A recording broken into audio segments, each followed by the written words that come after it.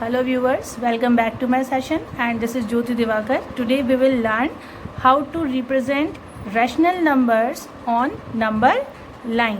Number line पे rational numbers को अगर रिप्रेजेंट करना हो तो सबसे पहले तो ये देखिए आप कि वो जो नंबर आपको दिया हुआ है वो एक प्रॉपर फ्रैक्शन फॉर्मेट है या इम्प्रॉपर फ्रैक्शन है. इन दोनों नंबर में आप नोटिस कर सकते हैं ये जो फर्स्ट वाला पार्ट है ये एक इम्प्रॉपर फ्रैक्शन है. अब जिनको इम्प्रॉपर नहीं मालूम है वो एक बार फिर से समझ लो. इम्प्रॉपर वो नंबर होता है जिसमें डिनोमिनेटर जो है वो न्यूमरेटर से स्मॉलर होता है. ठीक है, यानी आप सिंपल लैंग्वेज में समझे तो 4 में से 7 मार्क्स नहीं आ सकते हैं. That is improper fraction. और ये जो सेकंड वाला क्वेश्चन दे रखा है ये 6 में से -5 पॉसिबल है नंबर लाना. तो ये जो नंबर है ये क्या है, प्रॉपर फ्रैक्शन का एग्जाम्पल है.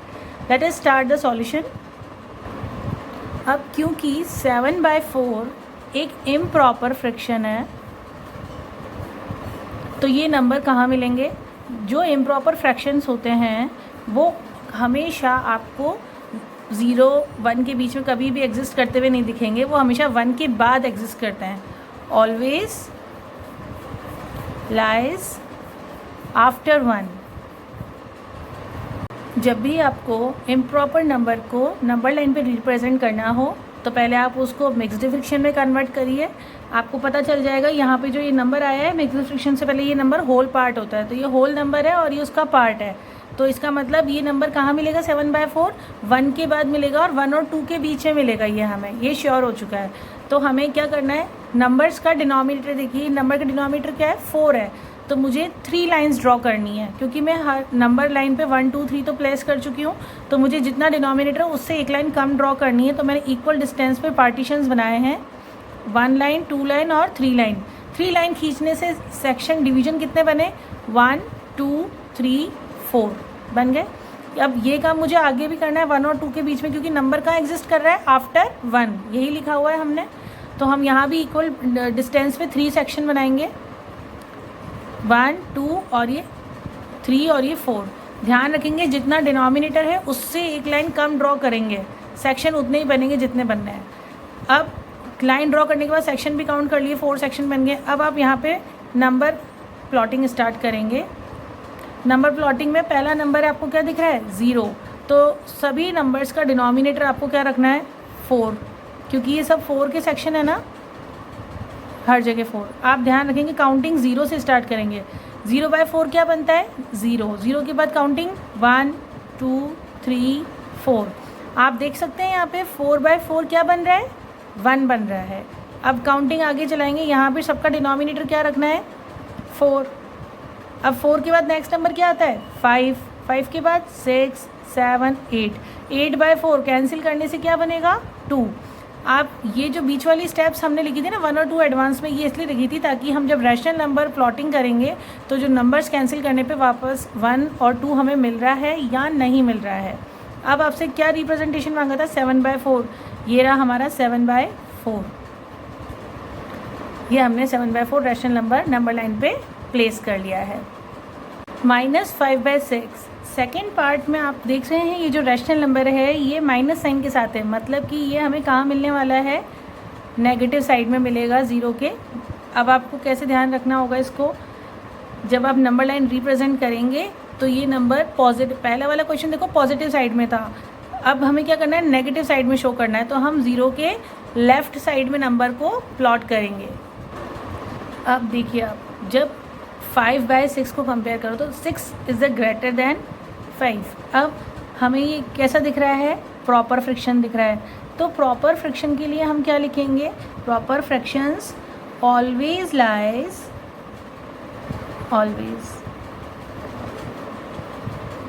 Between 0 and 1.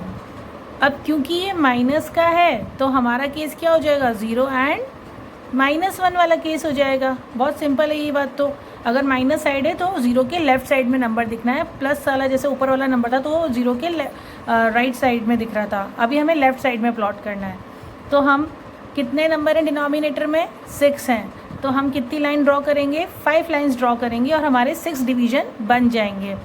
तो हम इक्वल डिस्टेंस पे प्लॉट कर लेते हैं.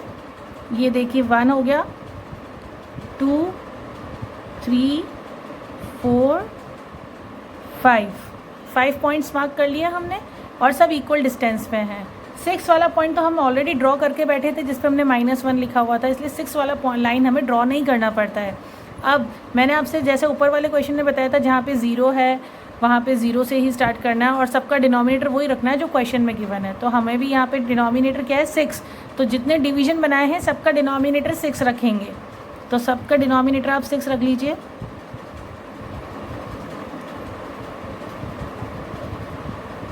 अब आपको ऊपर वाला नंबर 0 है ना, तो हमें यहाँ पे स्टार्टिंग कहाँ से, काउंटिंग कहाँ से शुरू करनी है, 0 से। 0/6, 1/6, लेकिन ये माइनस का 1/6 है क्योंकि हम कहाँ जा रहे हैं, लेफ़्ट साइड में जा रहे हैं। अब -2/6, -3/6, -4/6, -5/6 और -6/6। आप देखिए -6/6, 6 से 6 कैंसिल होकर 1 बचता है और ये माइनस का साइन, तो नीचे हमें क्या दिख रहा है, -1 दिख रहा है। इसका मतलब हम बिल्कुल सही मार्किंग करते हुए चल रहे हैं। अब क्या करना था आपको, माइनस का 5/6 दिखाना था, तो ये रहा हमारा माइनस का 5/6। We will solve question number 3। We have to write 5 rational numbers which are smaller than 2। Student, सबसे पहले तो आप किसी भी होल नंबर को उसके रैशनल फॉर्मेट में रिप्रेजेंट करना सीखिए, ठीक है। अगर कोई नंबर ऐसा है जो होल नंबर दिख रहा है और उसके डिनोमिनेटर में कुछ नहीं, क्योंकि हमने रैशनल नंबर पढ़ा है तो हमें मालूम है रैशनल नंबर वो नंबर्स होते हैं जो P/Q के फॉर्मेट में होते हैं। एक न्यूमिनेटर होता है, एक डिनोमिनेटर होता है, और डिनोमिनेटर कभी भी 0 नहीं होना चाहिए, तो कहते हैं कि वो रैशनल नंबर है। अब ये जो 2 है, आप इसके डिनोमिनेटर में 1 एज्यूम कर लो, और इस सॉल्यूशन को तो आप बिना P/Q फॉर्मेट में लिखे भी सॉल्व कर सकते हो। बस जो भी नंबर लिखोगे वो न्यूमिनेटर डिनोमिनेटर फॉर्म में होने चाहिए और वो 2 से स्मॉलर होने चाहिए। Let's solve this question. So if we want to write smaller than 2, so we have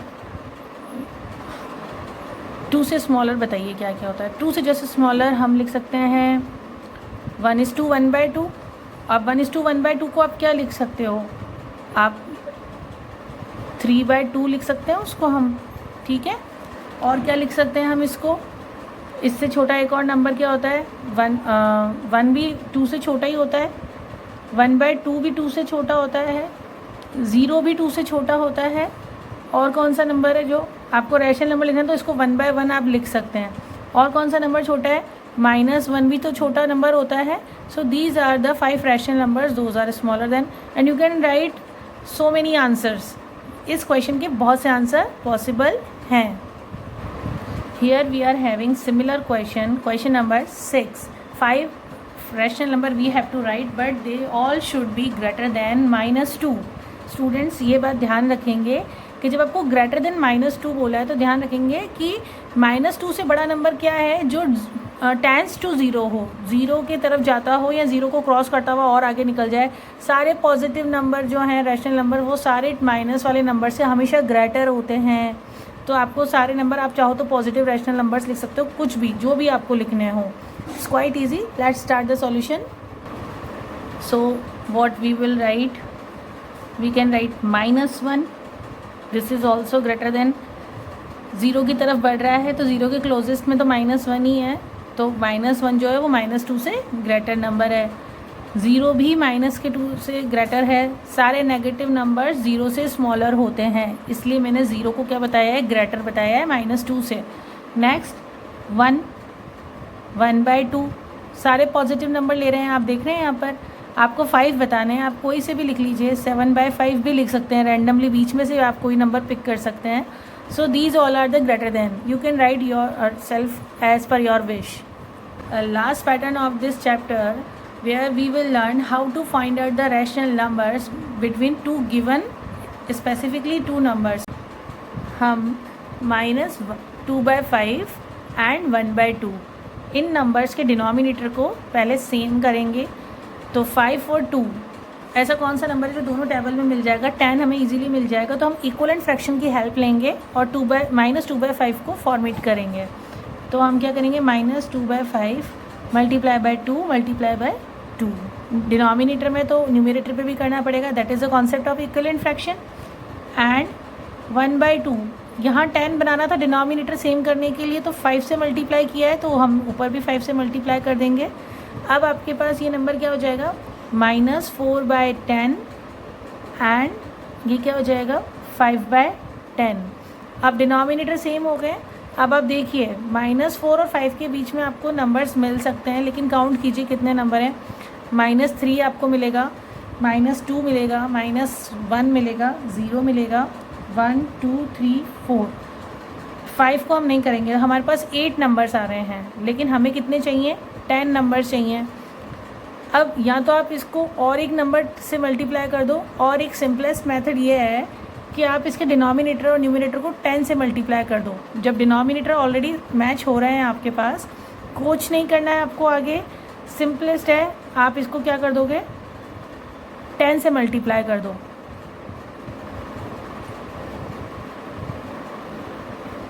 अब ये नंबर कैसे दिखेंगे आपको -40/100 और ये हो जाएगा 50/100। अभी भी डिनोमिनेटर सेम है, तो ये कैसा दिखेगा आपको -40 से -50 के बीच में बहुत से नंबर हैं। सो हम 10 रैशनल नंबर कोई से भी पिक कर सकते हैं। हम ले रहे हैं -39/100, -38/100। आप रेंडमली भी ले सकते हैं, -12/100 भी ले सकते हैं, 1/100 भी ले सकते हैं, 0 ले सकते हैं। अब 0 से 150 के बीच में तो बहुत सारे नंबर हैं, आप कोई से भी ले लीजिए। 20/100 ले लिया हमने, 21/100 ले लिया। अब कितने नंबर होंगे 3 4 5 6 7 8 9 10, 3 नंबर्स और आपको चूज़ करना है। 25/100 ले लीजिए, 28/100 ले लीजिए, और लास्ट आप 49/100 ले लीजिए। So hence you are having 10 rational numbers 1 2 3 4 5 6 7 8 9 10। Here in the solution number 5 we have to find 5 rational numbers between, in a A part we have 2 rational numbers 2/3 and 4/5. Again we will try to make their denominator same.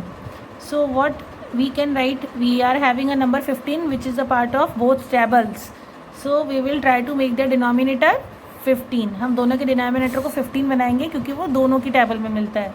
तो 2/3 equivalent fraction बोलता है same number ऊपर नीचे multiply करना होता है। तो 15 बनाने के लिए क्या चाहिए मुझे 3 × 5 15 होता है, इसलिए मैंने 5 लिखा है। 5 डिनोमिनेटर में तो न्यूमिनेटर में भी लेना पड़ेगा, एंड की जगह एंड लिख दिया हमने।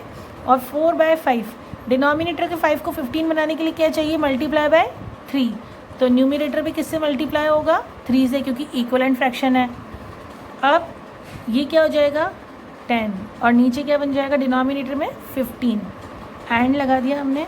ये हो जाएगा 12 और ये क्या हो जाएगा 15। डिनोमिनेटर सेम हो चुके हैं, लेकिन न्यूमिनेटर के बीच में कितने नंबर्स एग्जिस्ट कर रहे हैं 10 और 12 तो कंसीडर नहीं होंगे, 11। सिर्फ एक नंबर हमें मिल रहा है, जबकि मुझे कितने नंबर चाहिए 5 नंबर चाहिए। अब हम क्या करेंगे, इसमें अपना मास्टर स्ट्रोक लगाएंगे। डिनोमिनेटर और न्यूमिनेटर दोनों को 10 से मल्टीप्लाई कर दीजिए। तो 10/15 को हमने 10 से ऊपर नीचे मल्टीप्लाई कर दिया, क्योंकि इक्वलेंट फ्रैक्शन मेथड कहता है डिनोमिनेटर न्यूमिनेटर सेम नंबर से मल्टीप्लाई हों। और 12/15 को भी मैंने क्या बोला था 10 से मल्टीप्लाई करना है।